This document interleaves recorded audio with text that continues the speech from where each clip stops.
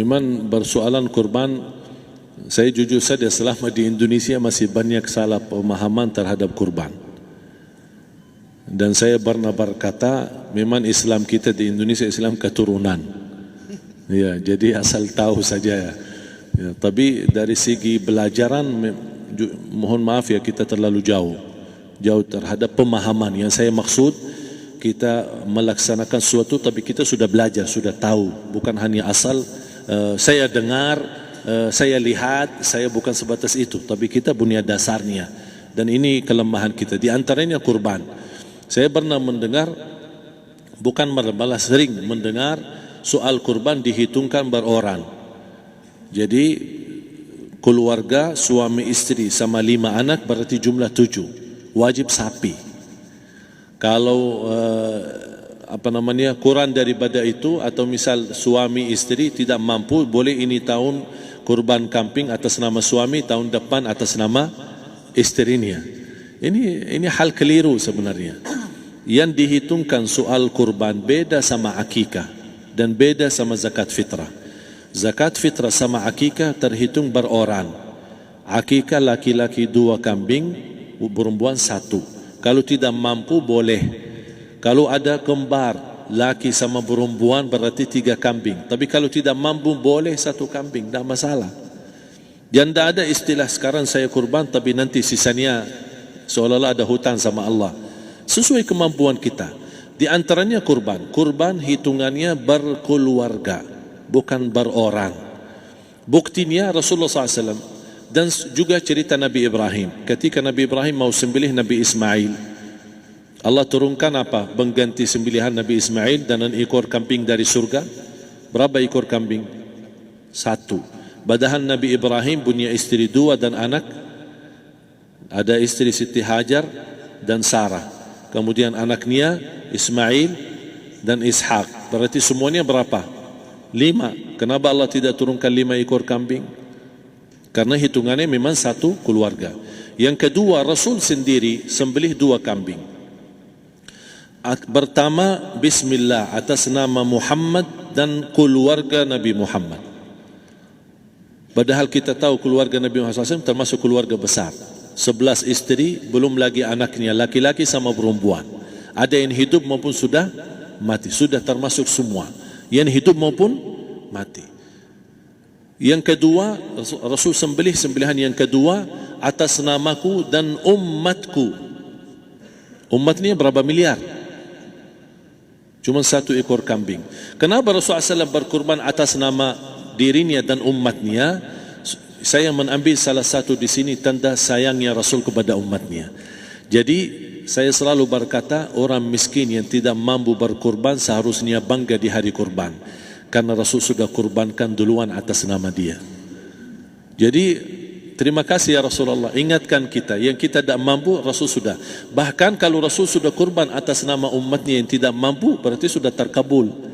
Kita aja belum tahu kabul atau tidak kalau kita berkurban. Tapi kalau Rasul sudah terjamin makbul. Oleh sebab itu hitungan kurban itu adalah 1 keluarga.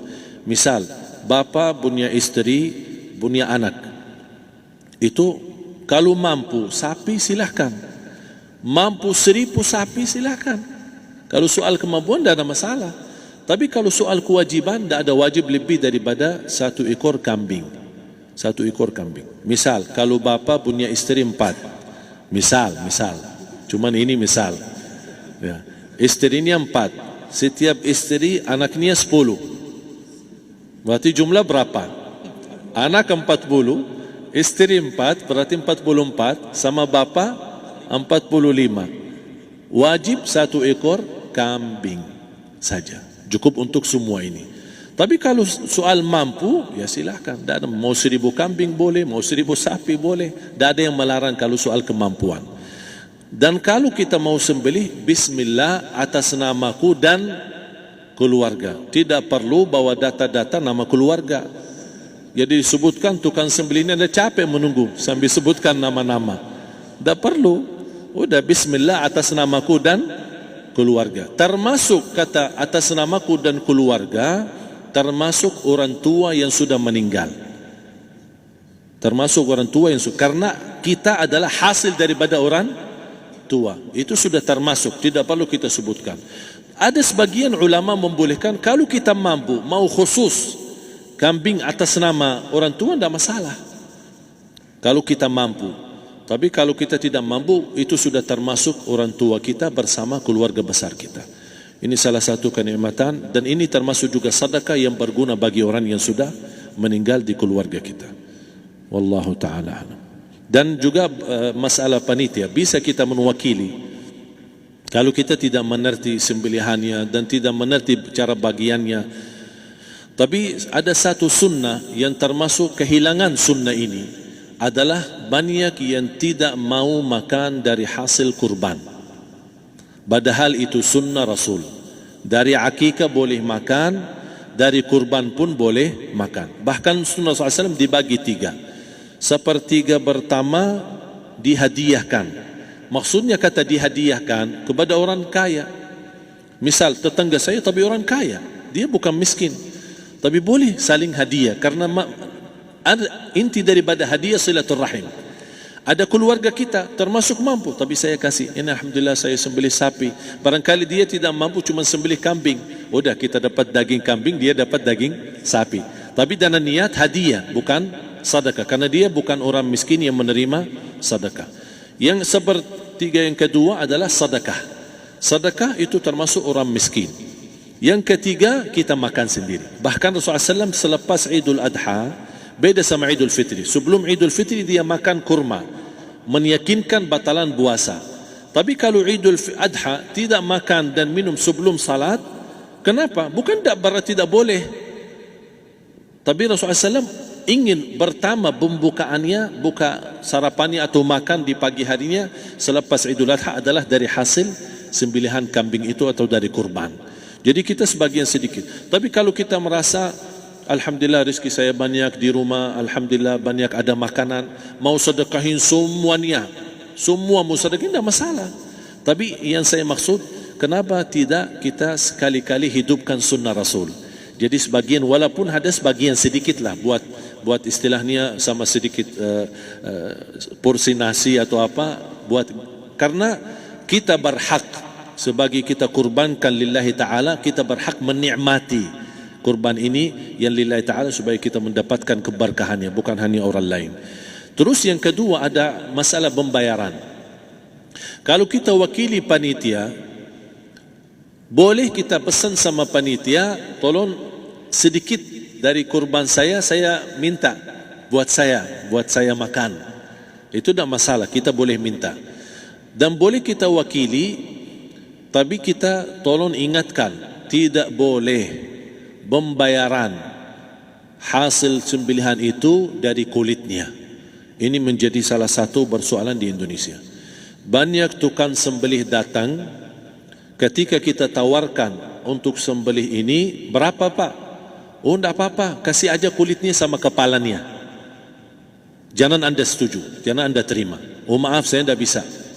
Bapak berapa ongkos sembelihannya? Kita harus sepakat dulu. Tidak, saya ikhlas, tidak apa-apa, seikhlasnya. Tapi yang penting kepalanya sama kulitnya. Itu aja yang saya minta, yang lain tidak apa-apa. Tidak boleh. Tidak boleh. Kenapa?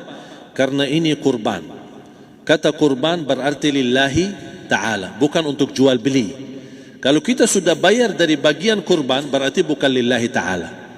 Harus kita jaga amalan itu. Tapi bagaimana cara jalan keluarnya? Kita harus sepakat, ijab kabul. Sepakat dulu, Pak, saya udah begini, saya kasih untuk sembelihan 50.000. Bapak setuju? Ya udah setuju. Selesai kan? Sudah sembelih, sudah potong, sudah semua. Lepas ini semua kita kasih ongkos 50.000 ongkos sembelihannya. Habis itu, Pak, kulitnya sama kepala hadiah buat Bapak. Itu dah apa-apa, dah masalah. Tapi bukan untuk bayar sembelihan. Faham maksud saya? Harus dibedakan supaya jangan sampai amalan kita kurban habis biaya, habis ini malah tidak diterima karena sudah kita bayar sebagian daripada kurban. Saya silahkan bayar apa yang kita sepakati, mau hadiahkan kepada dia karena kita tidak bisa guna.